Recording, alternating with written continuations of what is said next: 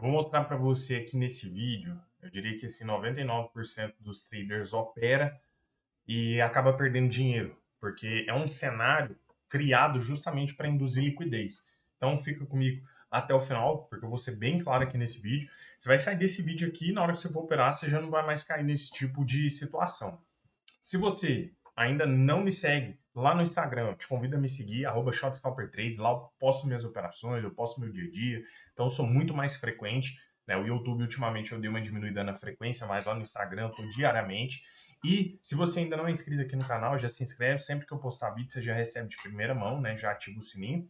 E se você já fez curso, mentoria, tudo e não teve resultado, eu te convido a operar ao vivo comigo. Não vou te convidar para fazer curso nem nada. Vem operar ao vivo comigo que eu garanto para você que você vai ter resultado, porque você vai ver o mercado através dos meus olhos. O link está aí na descrição.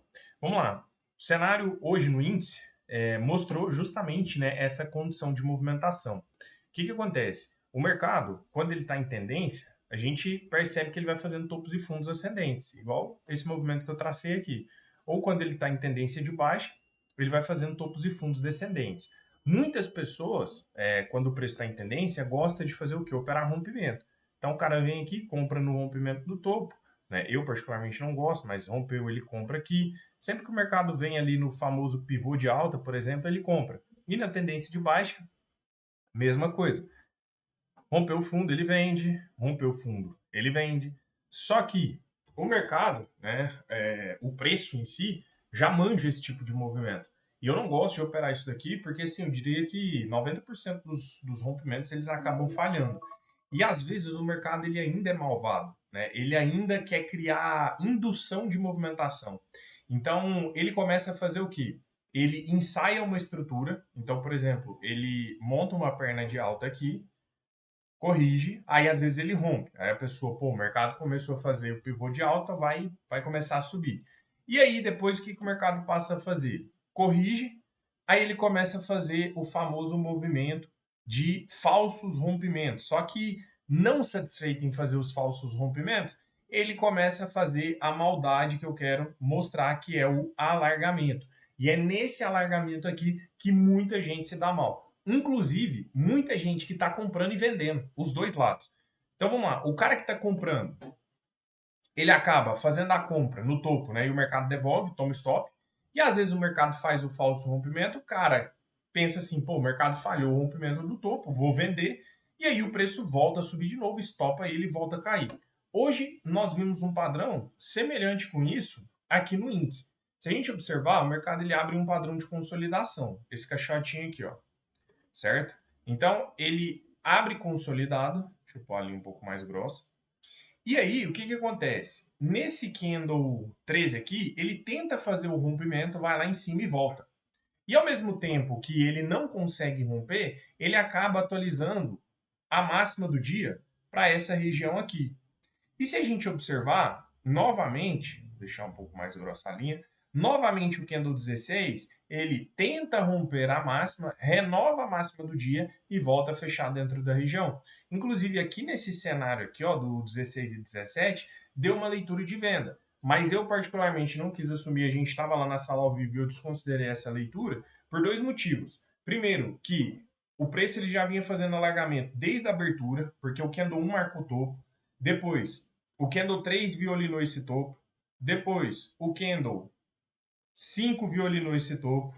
Depois o 13. Então já era um padrão que estava meio manjado.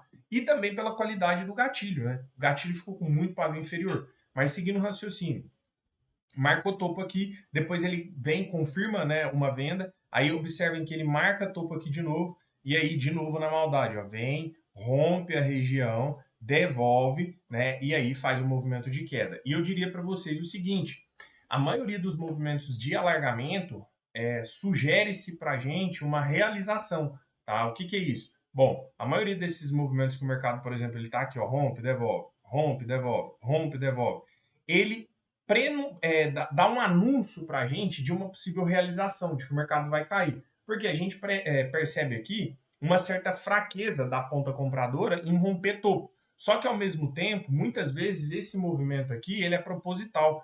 Né? Então, os grandes players, né, os institucionais, eles criam padrões, por exemplo, que faz você pensar que o mercado vai subir no pivô de alta. Eu não opero isso, mas acontece.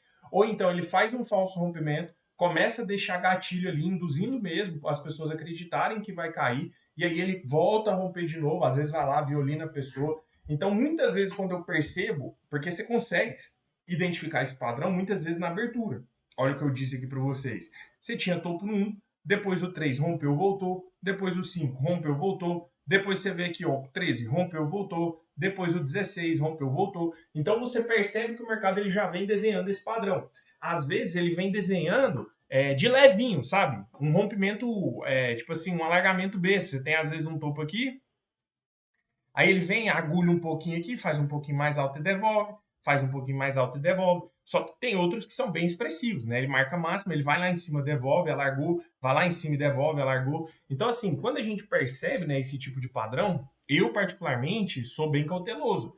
Eu só assumo mesmo, né, nesse padrão de alargamento, se eu ver que tem espaço, se eu ver que vale a pena o risco. Né? Senão, eu prefiro evitar. E muitas pessoas acabam tomando stop aqui por dois motivos. Às vezes no falso rompimento, né? Tipo, rompeu, devolveu, deixou gatilho que a pessoa quer vender, né? Acreditando que possa cair, e aí o mercado vai lá na maldade e estopa ela. Ou às vezes o erro que a pessoa tem é o quê? A pessoa achar que o mercado ganhou tendência. Por exemplo, ela vê aqui o candle 15 fechando por cima, aí vê o 16 também rompendo esse topo aqui, só que aí ela esquece de analisar que o mercado marcou um novo topo. E ela está considerando só lá o primeiro topo que o mercado fez. Aqui é um pullback. Pô, ele está fazendo pullback no topo anterior, vou comprar com o meu stop técnico, pensando numa alta aí. Aí o mercado vai, faz um movimentozinho de alta e volta tudo na cara. Então eu diria para vocês que quando o preço ele está fazendo esse padrão aí de alargamento, é um padrão que nós precisamos ter bastante cautela para operar. Né? Eu diria que assim, às vezes você evitar de trabalhar nessa região talvez seja o mais seguro. Eu abro trade um padrão como esse? Abro só se os gatilhos forem muito bons e eu ver que tem espaço. Porque eu sei que eu posso entrar nesse trade e o mercado continuar alargando essa estrutura de topo. E esse é realmente o objetivo do preço. Porque assim, esse movimento, ele anuncia pra gente uma realização. Mas quando virá essa realização? A gente não consegue antecipar o certo, entende? Então, às vezes, a gente acaba virando liquidez. Rompe, devolve, rompe, devolve, rompe, devolve. Então, eu só entro se de fato tiver espaço para o mercado andar. Se não tiver espaço, eu prefiro por evitar. Então, às vezes, eu assumo trade assim, assumo, mas aí eu calculo o risco-retorno aqui, eu vejo, pô, qual é o tamanho do meu stop? O meu stop é, um exemplo, 250, mas sem espaço para ele andar 500, 600, 700, às vezes faz sentido. Então, na dúvida, prefiro por evitar. Agora, se você já souber avaliar regiões através, né, dos pontos de parada, calcular stop, aí beleza. Aí pode ser que, né, você arrisque aí. Lá na sala ao vivo, a gente arrisca, mas tem que estar interessante. Aqui não rolou por conta de todos esses pontos que eu falei para vocês. Pessoal, no mais é isso. Você quer ver isso aqui ao vivo, em tempo real? Vem para minha sala ao vivo, eu garanto o resultado para vocês. Vocês vão conseguir acompanhar o mercado, visualizar como um profissional. E é isso, tamo junto, até o próximo vídeo. Valeu!